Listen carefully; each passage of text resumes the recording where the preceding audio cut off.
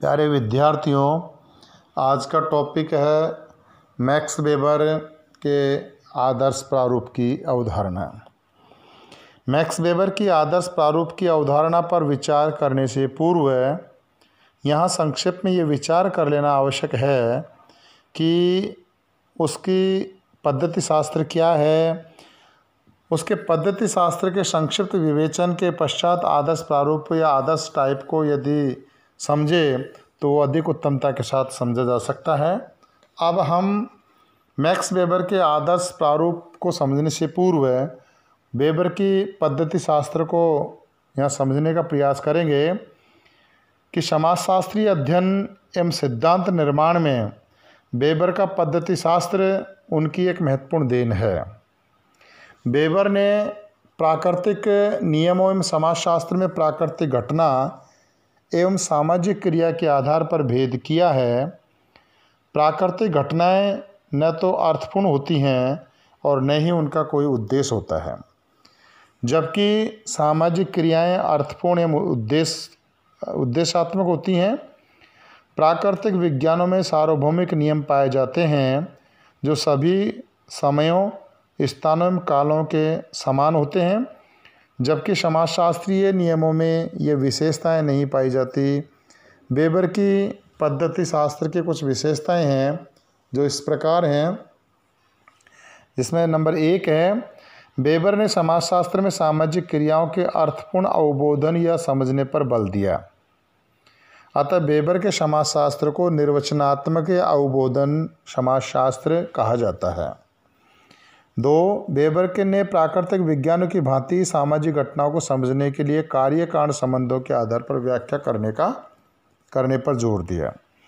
3 है, वेबर सामाजिक घटनाओं को समझने के लिए तुलनात्मक अध्ययन पद्धति को अपनाने की बात कहते हैं। इस विधि के द्वारा हम 2 समाजों या घटनाओं की समानता और असमानताओं को ज्ञात कर सकते हैं।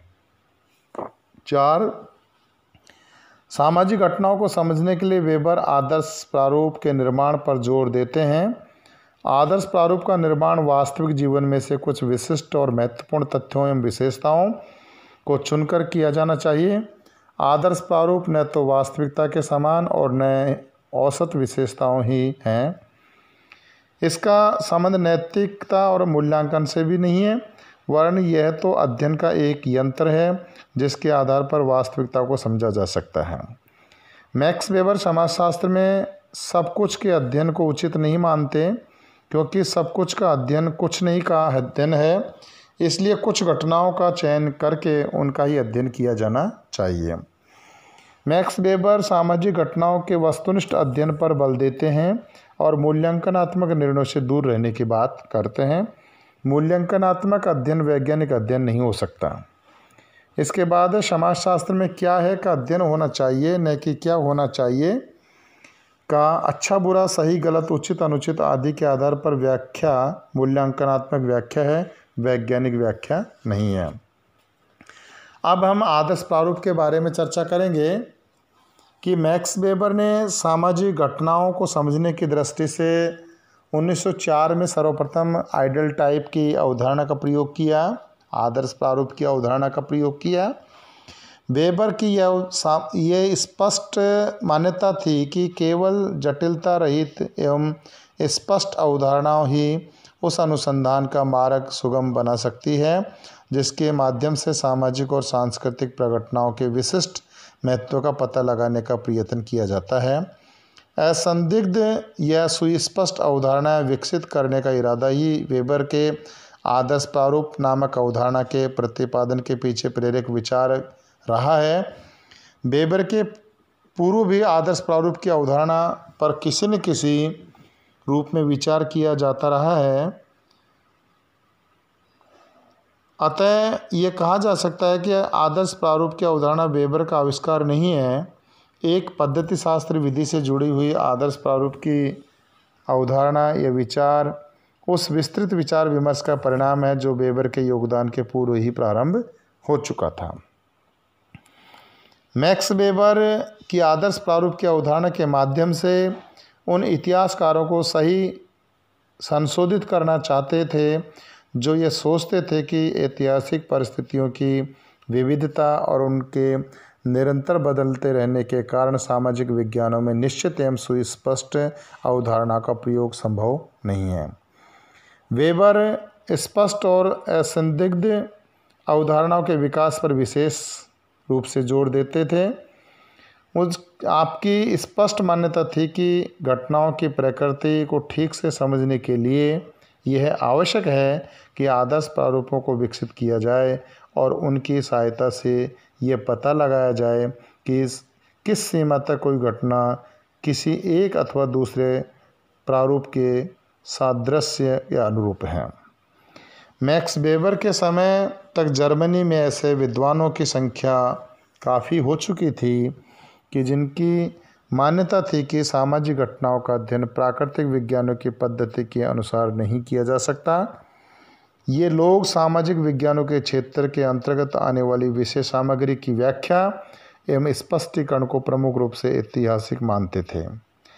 मैक्स वेबर की मान्यता इसके विपरीत थी। आपका कहना है कि सामाजिक घटनाओं की मान्यता समानताओं के आधार पर कुछ सैद्धांतिक श्रेणियों में विभाजित किया जा सकता है और ऐसा करके सामाजिक घटनाओं के कार्यकारण संबंधों को समझा जा सकता है। वेबर का मानना है कि प्रयत्न करने पर हमें कुछ आदर्श प्रारूप घटनाएं निश्चित रूप से मिल जाएगी। इस दृष्टि से आवश्यक है कि सामाजिक घटनाओं की तार्किक संरचना में मूलभूत पुनर्निर्माण किया जाए। पुनर्निर्माण के इस कार्य हेतु ही मैक्स वेबर ने आदर्श प्रारूप की अवधारणा का विकास किया है। वेबर के पद्धति शास्त्र में आदर्श प्रारूप की अवधारणा का विशेष महत्व रहा है। आपने सामाजिक वास्तविकता को समझने के लिए तथा उसके बारे में सामान्य नियमों को जानने के लिए इस अवधारणा का प्रयोग किया है। मैक्स वेबर आदर्श प्रारूप को अन्वेषणकर्ता के अध्ययन का एक यंत्र मानते हैं। उसका प्रयोग वह घटनाओं की समानताओं और असमानताओं को ज्ञात करने के लिए कर सकता है। तुलनात्मक अध्ययनों के लिए यह एक मौलिक विधि है। आदर्श प्रारूप का निर्माण समाजशास्त्री कुछ वास्तविक तथ्यों के आधार पर तर्कसंगत रूप से करता है। इसका निर्माण अध्ययन के लिए उपकल्पना की रचना हेतु किया जाता है। आदर्श शब्द का कोई अर्थ श्रेष्ठता के संदर्भ में नहीं है। मूल्यों से भी इसका कोई संबंध नहीं है। इसका उद्देश्य नैतिक आदर्शों का पता लगाने से नहीं है। आदर्श प्रारूप न तो औसत प्रारूप है और न ही आदर्शात्मक। इसका अर्थ है कि वास्तविक सामाजिक जीवन में जो तथ्य पाए जाते हैं उनमें से विचार पूर्वक उस तथ्यों का चयन किया जाए और उन्हें अध्ययन के लिए एक पैमाना या मापक या मान या स्टैंडर्ड माना जाए। अन्य शब्दों में हम कह सकते हैं कि आदर्श प्रारूप वास्तविकता से के कुछ विशिष्ट तत्वों के विचार पूर्वक चुनाव एवं सम्मिलित द्वारा निर्मित आदर्शात्मक मान है। आदर्श प्रारूप का अर्थ कुछ वास्तविक तथ्यों के तर्कसंगत आधार पर यथार्थ अवधारणाओं का प्रतिपादन करना है। यद्यपि आदर्श प्रारूप यह निर्माण वास्तविकता के आधार पर किया जाता है, फिर भी यह वास्तविकता के बराबर नहीं होता और न ही वास्तविकता का औसत।